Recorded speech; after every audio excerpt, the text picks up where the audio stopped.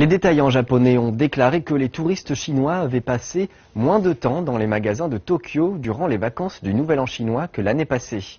Une explication vient des jeunes Chinois qui déclarent préférer voyager plutôt que seulement dépenser dans les magasins. Bagukai, ou achat explosif, tel est le mot à la mode au Japon pour décrire le fort pouvoir d'achat des touristes chinois.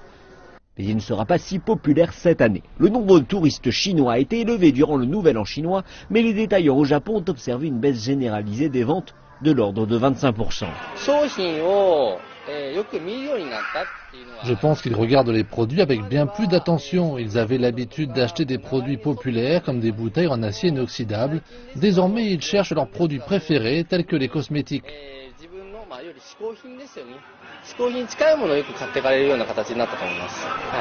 Certains touristes chinois déclarent que depuis un certain temps déjà, ils n'achètent plus d'articles japonais lorsqu'ils sont en vacances.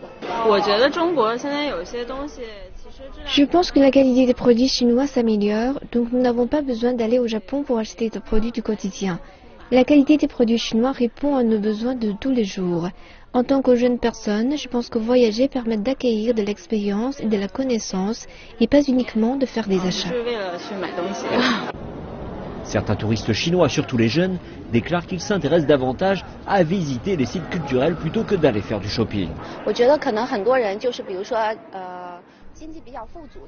Je pense que beaucoup de personnes riches viennent ici pour acheter des produits électroniques. Mais la plupart des jeunes, comme nous, recherchent davantage l'expérience. Nous sommes ici pour visiter et bien manger.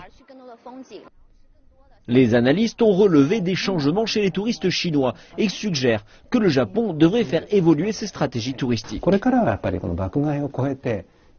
Avec la progression stable des touristes chinois, je pense que le Japon va entrer dans une nouvelle phase d'expansion bien en deçà de l'achat explosif, en vue d'établir un nouveau modèle commercial en recourant à l'expérience plutôt que simplement à la consommation dans des secteurs élargis et d'autres zones du Japon.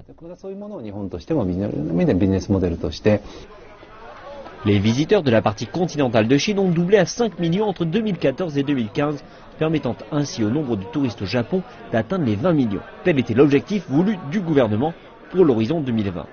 Les analystes déclarent qu'en dépit de la hausse des promotions lors des achats, la classe moyenne croissante de Chine a de grandes chances de privilégier les expériences culturelles au Japon.